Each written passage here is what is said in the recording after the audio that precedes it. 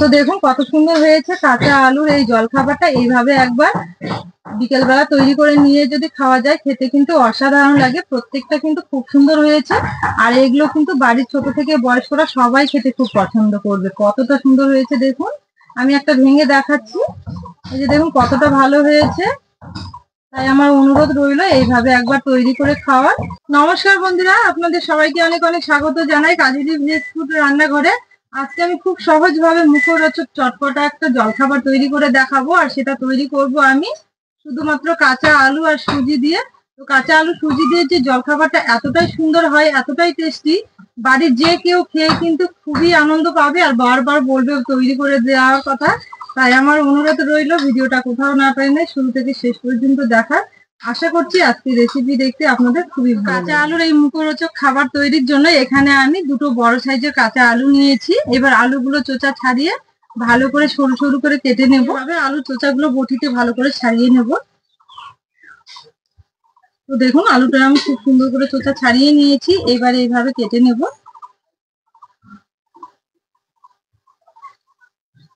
এইভাবে কেটে নেওয়ার পর এবার লম্বা লম্বা করে এইভাবে সরু করে কেটে নেব।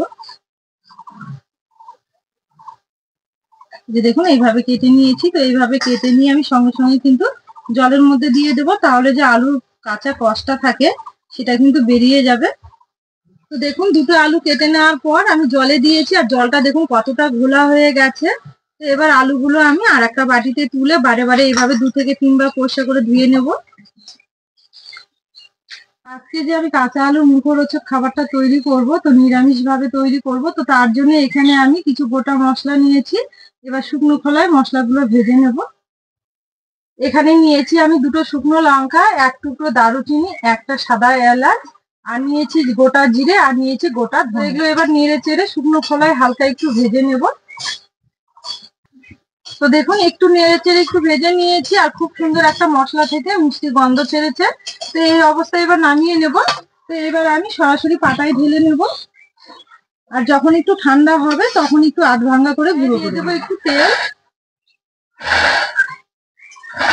এবার দেবো আমি তেলের মধ্যে কাঁচা লঙ্কা কুচি, একটু নেড়ে চেড়ে নেব।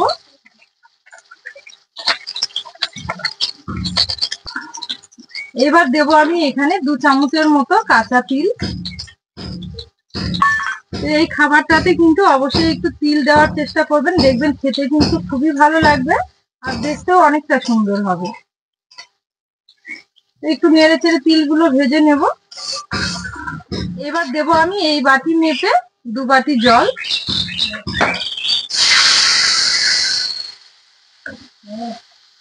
এবার দেবো আমি আগে থেকে কেটে ধুয়ে রাখা আলুগুলো।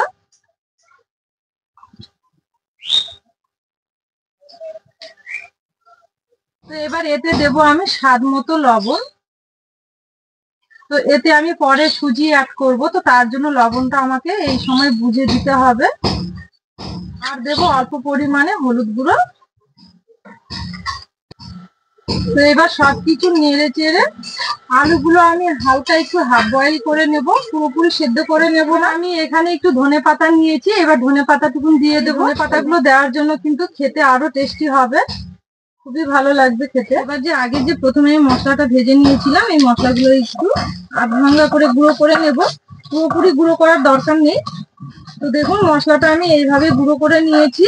আর ভাজা মশলা আপনারা এইভাবে গুঁড়ো করে নেবেন একটু আধ ভাঙ্গা করে। আর এই মশলাটা কিন্তু একটু তেলে ভাজা চপ জাতীয় খাবারে যদি দেন, সিঙ্গারা বা যে কোনো জলখাবারে, দেখবেন খেতে কিন্তু খুবই সুস্বাদু হবে, টেস্টটাই বেড়ে যাবে, অনেকটা বেড়ে যাবে।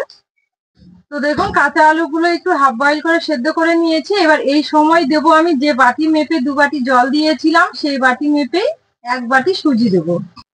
তো সুজিটা কিন্তু এই সময় দিতে হবে, অল্প অল্প করে দেব আর এইভাবে নাড়বো।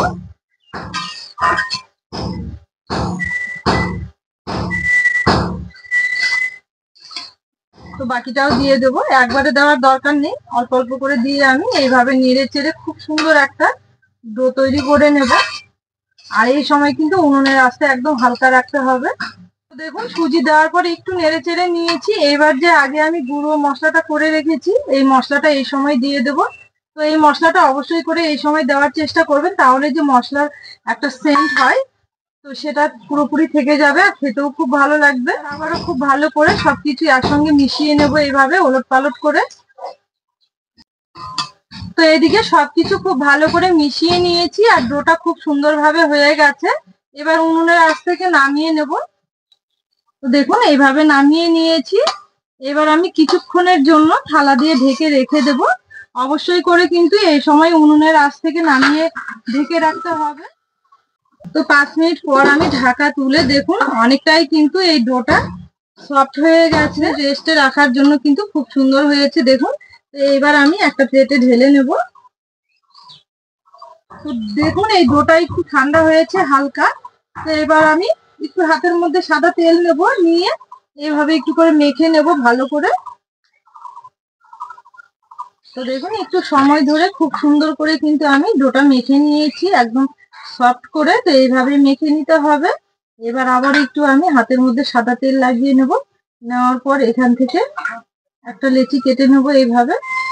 নেওয়ার পর 2 হাতে নিয়ে নেব, 2 হাতের তালুতে এইভাবে গোল করে নেব। প্রথমে খুব ভালো করে গোল করে নিতে হবে।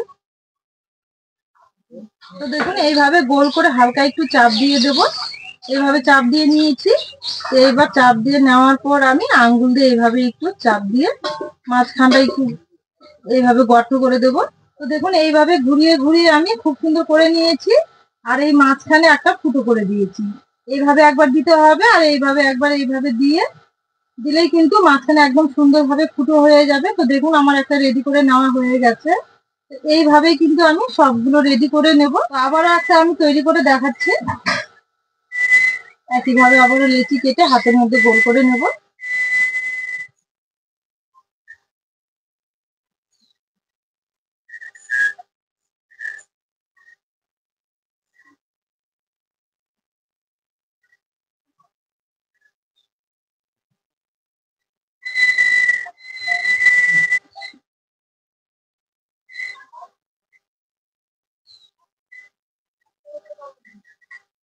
তো দেখুন আবারও একটা তৈরি করে নিয়েছি আমি একইভাবে। এই যে দেখুন। তো এইভাবেই আমি সবগুলো কিন্তু রেডি করে নেব আগে। এগুলো খুব সুন্দর করে আমি তৈরি করে নিয়েছি একইভাবে। তো এবার আমি এগুলো তেলে ভেজে নেব। এগুলো ভেজে নেওয়ার জন্য আগে থেকে আমি তেল গরম করতে বসিয়ে দিয়েছি। তেলটা গরমও হয়ে গেছে। তো এবার আমি এগুলো একে একে ছেড়ে দেবো তেলের মধ্যে। তো আমি বেশি করে দেব। এবার তেলটা একটু এইভাবে আমি খেলিয়ে দেব। সঙ্গে সঙ্গে উল্টে দেওয়ার দরকার নেই, একটু ভেজে নেব এইভাবে, তারপরে উল্টে দেবো। তো দেখুন এগুলো কিন্তু একটু শক্ত হয়ে গেছে একদিকে। এইভাবে ওলট পালট করে ভেজে তুলে নেব। এইভাবে লাল লাল করে ভেজে নিয়েছি খুব সুন্দর ভাবে। আর এগুলো কিন্তু খুব একদম কড়া করে ভেজে নেওয়ার দরকার নেই, কারণ আগেও আমি রান্না করে নিয়েছি। তো এইভাবে ভেজে সবগুলোই তুলে নেব, ছেঁকে ছেঁকে তুলে নিতে হবে এইভাবে। তাহলে বন্ধুরা দেখলেন আজকে আমি এই চপটা কিভাবে তৈরি করলাম কাঁচা আলু। এই চপটা তৈরি করার আগে অবশ্যই করে কিন্তু যে গোটা মশলাটা আমি বাড়িতে তৈরি করে চপের মধ্যে দিলাম দেওয়ার চেষ্টা করবেন, দেখবেন খেতে কিন্তু খুবই ভালো লাগবে। যে কোনো পুর জাতীয় খাবারে বা যে কোনো মুখরোচক খাবারে এভাবে একবার মশলা তৈরি করে দেবেন, খেতে কিন্তু অসাধারণ লাগবে। আর এই চপগুলো কিন্তু বাড়ির ছোট থেকে বয়স্করা খেতে খুবই পছন্দ করবে। গরম গরম ভাত ডালে আবার বিকেল বেলা এমনিতে ভেজে খেতেও কিন্তু অসাধারণ লাগে। আমার এই রেসিপি গুলো যদি আপনাদের ভালো লেগে থাকে তাহলে আমার চ্যানেলটি সাবস্ক্রাইব, লাইক, শেয়ার করে পাশে থাকার অনুরোধ রইল। আর পাশে থাকা বেল আইকনটি একবার ক্লিক করবেন সবার আগে নোটিফিকেশন গুলো পাওয়ার জন্য। আর যারা ফেসবুক পেজ থেকে দেখছেন পেজটা একবার ফলো করবেন। আজকের ভিডিওটা এখানেই শেষ করলাম। সবাই খুব ভালো থাকবেন। আবার দেখা হবে নতুন রেসিপি নিয়ে।